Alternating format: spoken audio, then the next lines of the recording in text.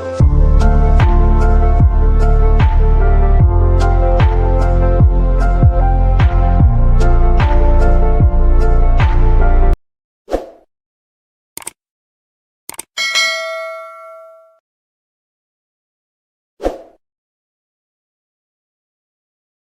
Students, welcome to the Mentors education.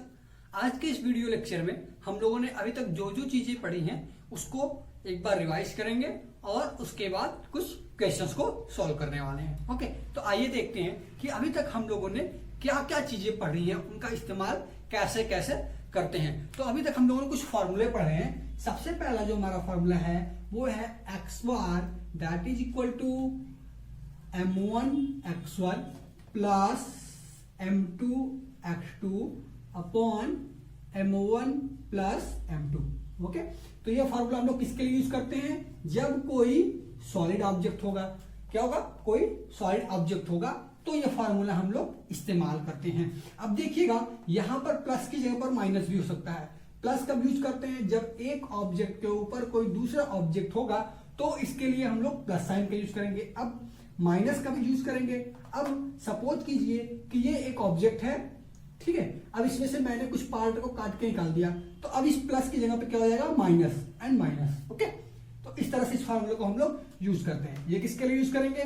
Solid के लिए। तो अब आइए देखते हैं प्लेन के लिए क्या यूज करते हैं। तो प्लेन के लिए x bar is equal to a1 x1 minus plus a2 x2 upon a1 plus minus a2। Okay, इसमें भी सेम केस है। इसके लिए यह फॉर्मूला किसके लिए यूज करते हैं? जब कोई प्लेन होता है, ठीक है, जब कोई ऑब्जेक्ट समतल होता है तो उसके लिए हम लोग ये फॉर्मूला इस्तेमाल करते हैं जिसमें एरिया आता है, ठीक है। अब कभी कभी ये सॉलिड वाला फॉर्मूला ये आपको कंफ्यूज करता है। कैसे कंफ्यूज करता है? कि सिर्फ और सिर्फ साइज दे देता है। जैसे मान लीजिए हमने एक ये बेलन बनाया हुआ है, 1 मिनट, मान लीजिए कि ये हम लोगों ने एक बेलन बनाया हुआ है, ठीक है। अब इसके ऊपर मैंने एक अर्धगोला रख दिया, सॉलिड है, ठीक है। अब क्या किया मैंने? इसमें साइज दे दिया कि इसकी हाइट जो है h है, इसका रेडियस r है, तो इसका भी रेडियस r हो जाएगा, ठीक है, r। सिर्फ और सिर्फ साइज दे दिया लेकिन मास नहीं दिया।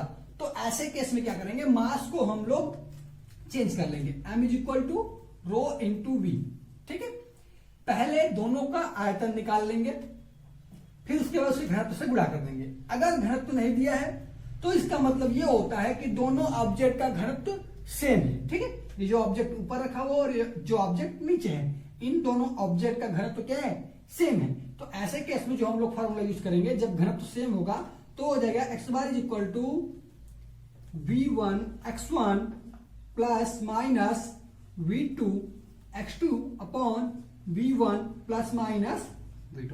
इस तरह से हम लोग इस क्वेश्चन को सॉल्व करेंगे। ओके, अगर आपका सॉलिड है तो उसके लिए मास वाला फॉर्मूला अप्लाई करेंगे, m1 x1 plus minus m2 x2 अपन m1 प्लस माइनस m2, ठीक है। इसी तरह अगर प्लेन है तो उसके लिए हम लोग क्या करेंगे? एरिया का इस्तेमाल करते हैं। m की जगह पे क्या आ जाएगा? एरिया आएगा। अब अगर दो ऑब्जेक्ट दिया है, उनके मास नहीं दिए, केवल साइज दी हुई है, केवल साइज दी हुई है, जैसे कि h r ये साइज दी है और ये नहीं बोला है कि दोनों का घनत्व तो अलग अलग है या सेम है, तो हम ये मानेंगे कि दोनों का घनत्व तो सेम है। उस केस में हम लोग ये फॉर्मूला अप्लाई करेंगे। अब अगर बोल दे कि दोनों का घनत्व तो अलग अलग है तो हम लोग वहां पे ये फॉर्मूला यूज करेंगे, लेकिन मास को पहले चेंज कर लेंगे। क्या? Mass is equal to rho into b. तो आयतन निकालेंगे, घनत्व से गुणा करके मास निकाल लेंगे, ठीक है। इस तरह से इन क्वेश्चंस को सॉल्व करेंगे। तो अब आइए देखते हैं कुछ नए क्वेश्चंस जो अभी तक हम लोगों ने एक भी बार सॉल्व नहीं किया है। ऐसे कुछ क्वेश्चंस को आज हम लोग सॉल्व करेंगे, ठीक है। तो आइए सबसे पहला जो मैं क्वेश्चन लेता हूं, अभी तक हम लोग क्या पढ़ रहे थे कि इस तरह से ये मेरा y एक्सिस होता था, ये x एक्सिस होता था। सारे ऑब्जेक्ट कहीं इधर ऐसे बनते थे हमारे। कुछ ऑब्जेक्ट आपके देखे होंगे कि जो मैंने क्वेश्चन अभी तक सॉल्व किए वो ऑब्जेक्ट इस तरह से लेता था मैं, ठीक। ये क्या होता है? First quadrant. मैं आपको क्वाड्रेंट दिखाता हूं, ठीक है। तो इस तरह से था अभी, फिर अब इस तरह से, ठीक है। ये हो गया आपका फर्स्ट क्वाड्रेंट, ये होता है सेकेंड क्वाड्रेंट, ये होता है थर्ड और ये होता है फोर्थ क्वाड्रेंट। मैं आपको साइन दिखा देता हूं, इनके चिन्ह कैसे लगाते हैं। तो ये जो साइन होता है ये प्लस होता है, ठीक है। इधर राइट साइड में प्लस और अपवर्ड साइड में प्लस y लेफ्ट साइड में -x और डाउनवर्ड में -y। ठीक है, इस तरह से ये साइन होता है। अब हमारे पास एक क्वेश्चन आया हुआ था, मैं उस क्वेश्चन को बोल रहा हूं, आप लोग लिख लीजिए। ठीक है, क्वेश्चन ये है कि एक षष्ठभुज है, हेक्सागोन। क्या? हेक्सागोन एक षष्ठभुज है, यानी कि हेक्सागोन है। इस हेक्सागोन के 6 सिरों पर, मतलब इसके कितने कोने होते हैं? 6 कोने। ठीक, तो सभी कोनों पर ऑब्जेक्ट रखे हुए जिनके मास मतलब द्रव्यमान क्रमशः 1 kg, 2 kg, 3 kg, इसी तरह करके 4, 5 और 6 kg है। ठीक, हेक्सागोन है तो 6 कोने होंगे, तो इन सभी 6 कोनों पर 1, 2, 3, 4, 5, 6 इस तरह से करके द्रव्यमान रखे गए हैं। तो सेंटर ऑफ ग्रेविटी की, किसकी? सेंटर ऑफ ग्रेविटी की हेक्सागोन के केंद्र से दूरी बताइए। तो आपको ये निकालना है। ओके, अब मैं क्वेश्चन को फिगर आउट करता हूं, फिगर बनाता हूं इसकी। तो देखिएगा क्या हमारे पास एक हेक्सागोन है, तो मैं एक हेक्सागोन सबसे पहले बना लेता हूं इस तरह से। मेरा ये हेक्सागोन हो गया। थोड़ा सा बड़ा फिगर बनाते हैं क्योंकि अभी मेरी डिस्टेंस दिखाना है, तो उस डिस्टेंस में आपको थोड़ी प्रॉब्लम हो सकती है, तो मैं यहां पर थोड़ा बड़ा फिगर बनाता हूं। ठीक है, ये हमारा एक हेक्सागोन है।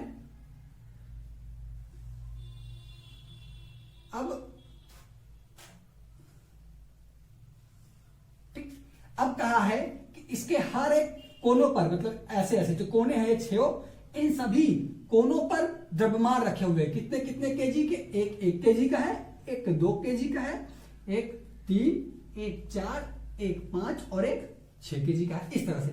ठीक है, मैं इसको थोड़ा सा ऊपर लिखता हूं, 3। ठीक है, इस तरह से। अब आपको बताना क्या है कि जो हेक्सागोन का सेंटर होगा, मींस हेक्सागोन का सेंटर कहां पे होगा? देखिएगा, हेक्सागोन का सेंटर ऑफ ग्रेविटी कहां होता है? सामने सामने वाले कोनों को मिला दीजिए। आप क्या करेंगे? सामने सामने वाले कोनों को मिला दीजिए। तो जहां पे तीनों कट करते हैं, इसी पॉइंट पर हेक्सागोन की सेंटर ऑफ ग्रेविटी होती है। ओके, तो अब आपने करना क्या है कि क्वेश्चन में पूछा गया है 1 kg, 2 kg, 3 kg, 4 kg, 5 kg, 6 kg, ये सभी इस कोनों पर रखे हैं। तो इस निकाय के सेंटर ऑफ ग्रेविटी, मान लीजिए कि इसके सेंटर ऑफ ग्रेविटी का डिस्टेंस ये है, यहां पे जो निकाय बना इसका संपूर्ण पूरा सेंटर ऑफ ग्रेविटी इस पॉइंट पे आता है।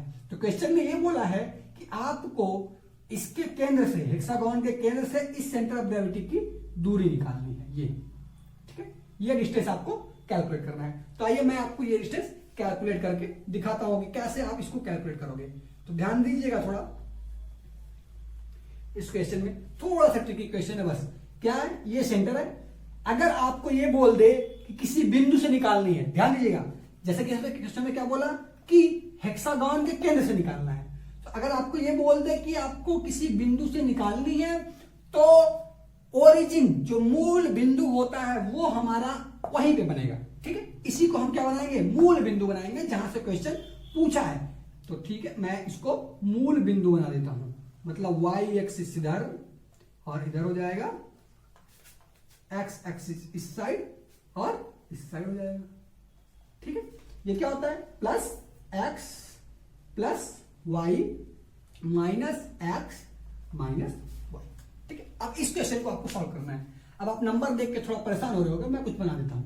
ये 1 kg का है, ये 2 kg का है, ये 3 kg का है, ये 4, ये 5 और ये 6 kg का। ठीक है, इस तरह से ऑब्जेक्ट रखे हुए हैं। अब इसमें ये नहीं बोला था कि हेक्सागोन की साइड क्या है, क्योंकि बिना साइड के इस क्वेश्चन को हम नहीं लगा सकते।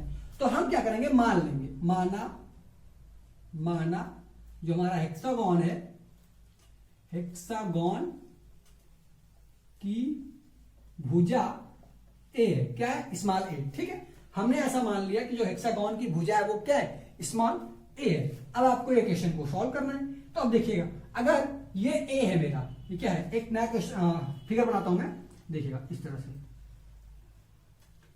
ठीक, ये मेरा ए है, यहां से यहां तक ए। ठीक है, सारे साइड क्या है? ए है। तो अब इस कंडीशन में क्या होता है, मैं ये सेंटर है, अब मैं इनको मिला देता हूं। ठीक, तो देखिए क्या होता है, हेक्सागोन जो होता है उसके कोने पर कितना एंगल बनता है? किसी भी दो रेखाओं के बीच कितना एंगल बनता है? 120 डिग्री का। कितना? 120 डिग्री।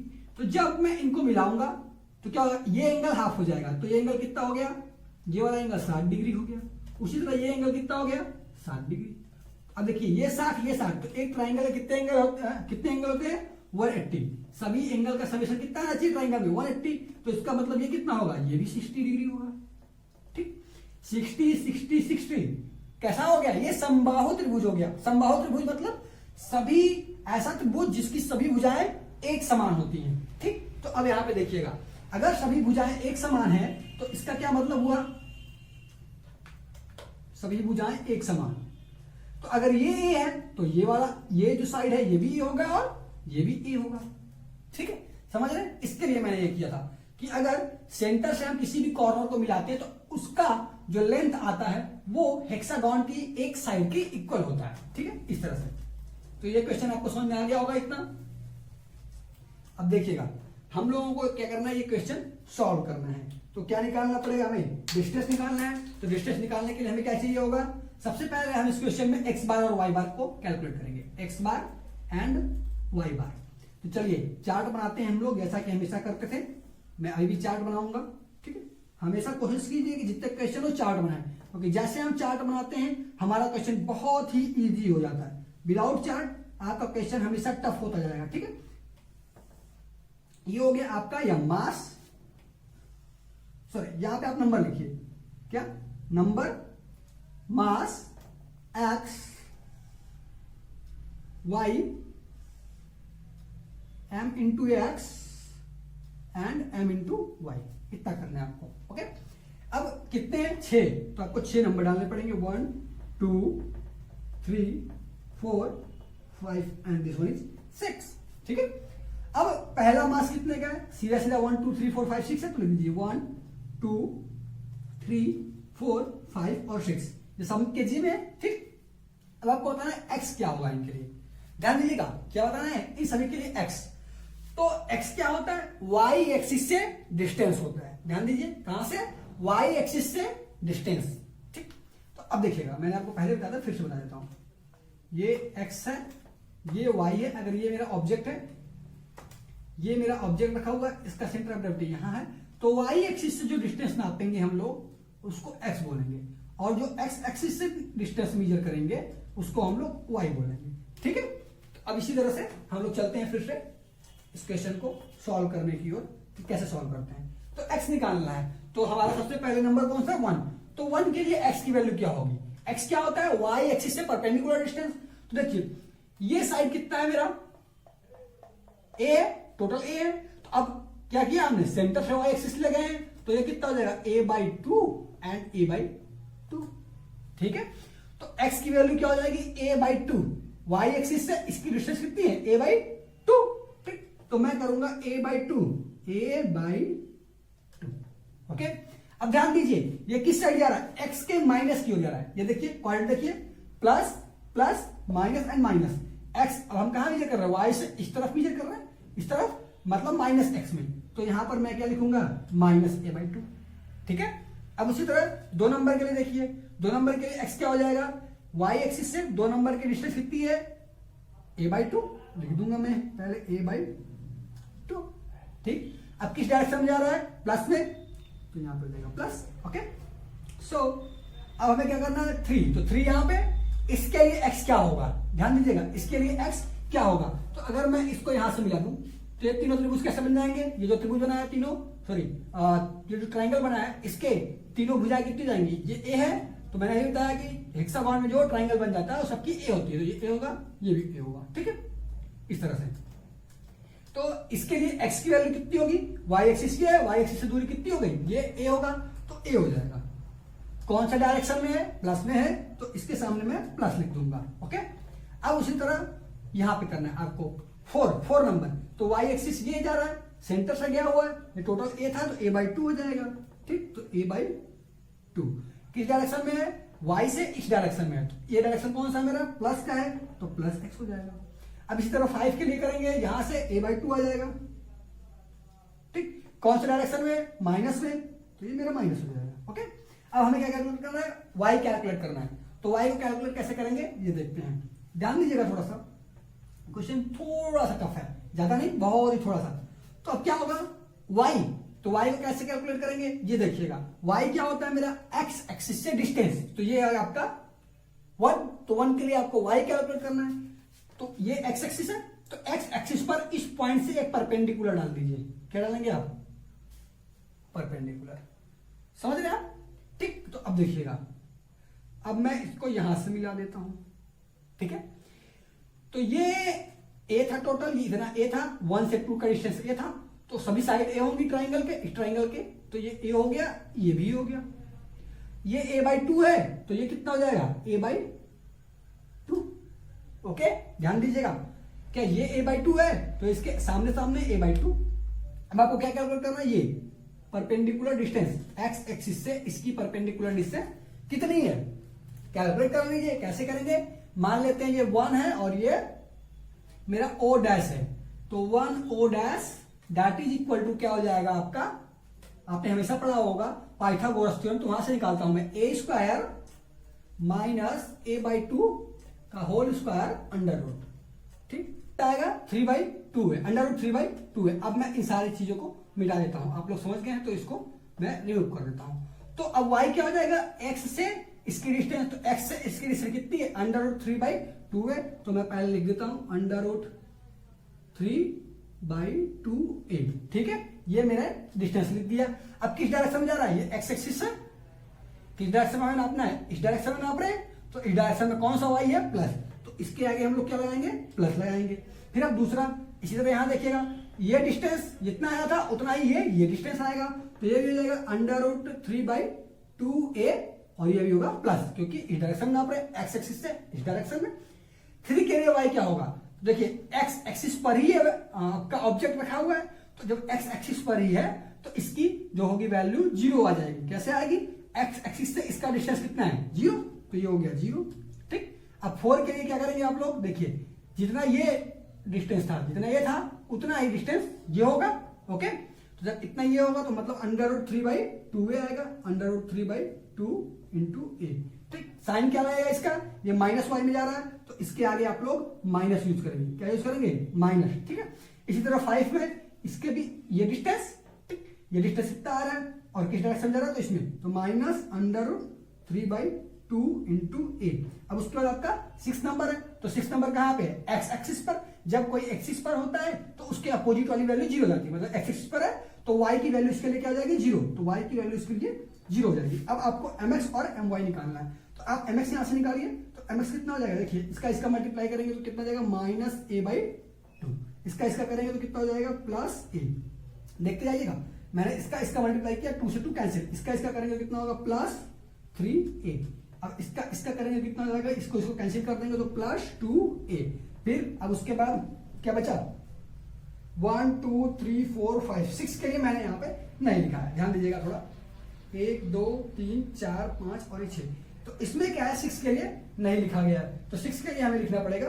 तो 6 के लिए आपका x की वैल्यू कितनी है, a, ठीक है, ये -a, ओके, इस तरह से। तो अब क्या होगा, यहाँ पे 3 में 4 वैल्यू कैलकुलेट कर लिया हमने, अब पांचवें को इससे मल्टीप्लाई करना है, ठीक, तो ये जाएगा -2.5 है, -2.5 है। अब 6 है, ये a, तो -6a, ठीक है। समझ में आ रहा है आप लोगों को, क्या करना है, आपने सारी वैल्यू कैलकुलेट कर ली है, अब my कैलकुलेट कीजिए, तो m इंटू y, तो ये हो जाएगा +√3/2 है, ठीक।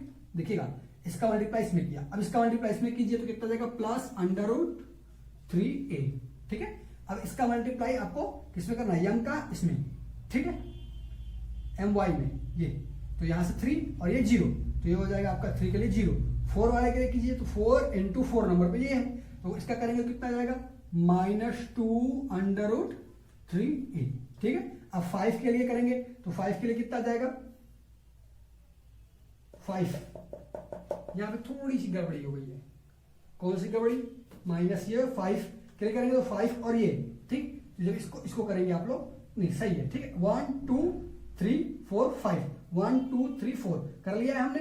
अब इसको 5 के लिए करना है, तो 5 के लिए आप इसको कीजिए कितना होगा, 5 इंटू दिस, तो बाई 2 करेंगे तो -2.5 √3, ठीक है। अब 6 के लिए आप y की वैल्यू करेंगे तो कितना होगा, 6 इंटू 0 0, ठीक। अब आपको क्या करना है, एक्स बार और वाई बार कैलकुलेट करना है। तो सबसे पहले इनको समेशन कर लीजिए। तो इसका समेशन करेंगे कितना होगा, 6 5 11, 11 और 4 15, 18 और 3 21, मीन्स 21 आ गया, 21। क्या आएगा, 21। अब इसका समेशन कीजिए तो देखिएगा क्या है यहाँ पे, 2 और ये 3 और 2 कितना हुआ, 5, 5 और 1 कितना हुआ, 6, 6 और 6 ये कैंसिल हो गए, ठीक है, 6 और 6 कैंसिल हो गए। क्या बचा, -a/2 और -2.5a। तो इन दोनों को करेंगे तो कितना, -3 है। क्या आ गया आपका, -3। ओके, अब अगला देखते हैं, इसमें कीजिए। तो अब क्या करेंगे, सारे के सारे जितने भी √3 है उनको जोड़िए। तो कितना, √3 और a इनको छोड़ दीजिए, √3a छोड़ दीजिए, बाहर की वैल्यू को आप जोड़िए। तो कितना होगा, -2.5 और ये -2, 4 कितना हो गया, -4.5। अब ये तो 0 है, इसको छोड़ दीजिए। ये प्लस में है, क्या है, +1, तो +1। ये क्या है, प्लस 1/2 मतलब 0.5, तो +0.5। अब इसमें से इसको कर दो तो -3√3a आ जाएगा, ठीक है। -3a आ गया, √3a को हमने कॉमन लिया था, तो -3√3a, ठीक। इस तरह से अब आपने क्या करना है, x बार और y बार की वैल्यू को कैलकुलेट करना है। मैं इसको डिलीट कर रहा हूं, यहां से रिमूव कर दे रहा हूं, ठीक है। तो अब x बार की वैल्यू आप कैलकुलेट कीजिए। x bar that is equal to क्या होता है, summation of mx upon summation of m। mx का समेशन कितना है, -3a अपॉन m का कितना है, 21। तो ये कितना हो जाएगा, माइनस, देखिएगा कितना रहा है, -3 से कैंसिल हो जाएगा, 1/7a, ठीक है। अब y बार तो कितना हो जाएगा, summation of my upon summation of m that is equal to, यहां से देखिए -3√3a अपॉन 21, इससे इसको कैंसिल कर दीजिए, तो -√3/7a दिया गया। अब मैं इसको रिमूव कर रहा हूं ताकि मैं आपको आगे का क्वेश्चन समझा सकूं। अगर आपको ये फिर से चाहिए होगा तो आप पीछे जाके इसका स्क्रीनशॉट ले सकते हैं, ठीक है। अब देखिए क्वेश्चन में क्या पूछा था, सेंटर ऑफ ग्रेविटी की डिस्टेंस कहां से, हेक्सागन के सेंटर से, ठीक है। तो अब इसका सेंटर ऑफ ग्रेविटी कहां लाई कर रहा है, ये जो पूरा ऑब्जेक्ट बन गया है, ये सभी ऑब्जेक्ट का मिला करके सेंटर ऑफ ग्रेविटी कहां पर लाई करेगा, ये देखते हैं।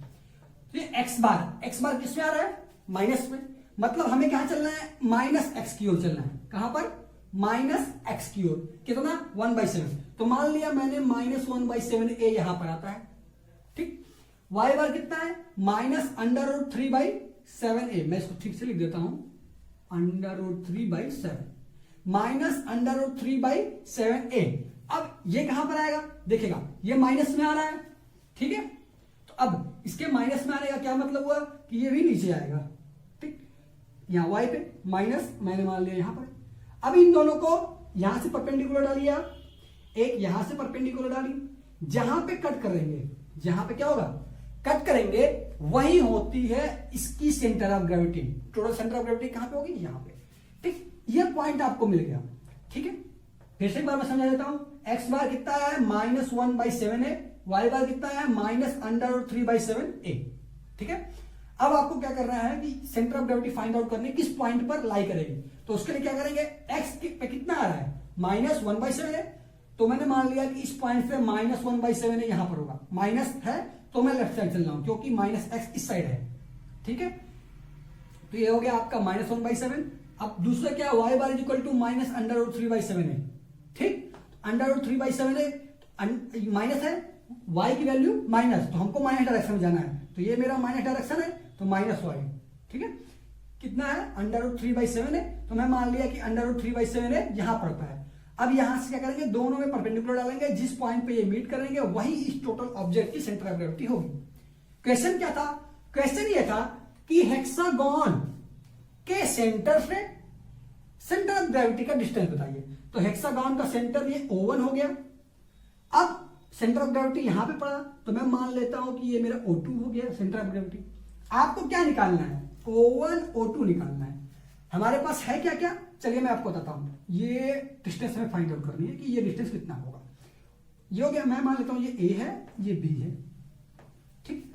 तो इसको निकालने के लिए क्या करना पड़ेगा, तो ध्यान दीजिएगा, ये क्या है, पाइथागोरस थ्योरम से कर्ण है तो कर्ण का square that is equal to लंब क्या है यहाँ पे O1b का स्क्वायर प्लस आधार O2b का स्क्वायर तो O1 O2 का square that is equal to कितना आएगा देखिए यहाँ पे कितना ये ध्यान दीजिए इसको O1b तो O1b कितना है O1b means Y Y direction में जो हमने अभी तक कैलकुलेट किया था क्या था ये -√3/7 है तो यहां पे आप रख देंगे -√3/7a का होल स्क्वायर प्लस O2b क्या है ये तो ये डिस्टेंस कितना होगा O1a के इक्वल होगा ठीक तो O1a की वैल्यू कितनी थी -1/7a -1/7a अब आप इसको कैलकुलेट कर लीजिए तो O1 O2 कितना आ जाएगा O1 O2 इसको कैलकुलेट करेंगे तो कितना हो जाएगा 3 ये टोटल अंडर रूट में कर दीजिए इस पर हटा दिया तो उस साइड अंडर रूट ये कितना हो गया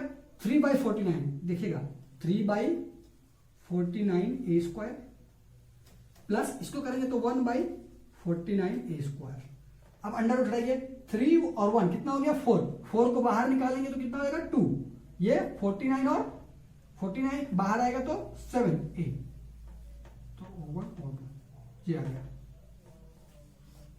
ठीक तो मतलब क्या हुआ हेक्सागोन के सेंटर से सेंटर ऑफ ग्रेविटी का जो डिस्टेंस होगा वो 2/7a होगा ए क्या है इसकी एक भुजा मतलब आंसर क्या हो गया 2/7 इंटू a हेक्सागोन की भुजा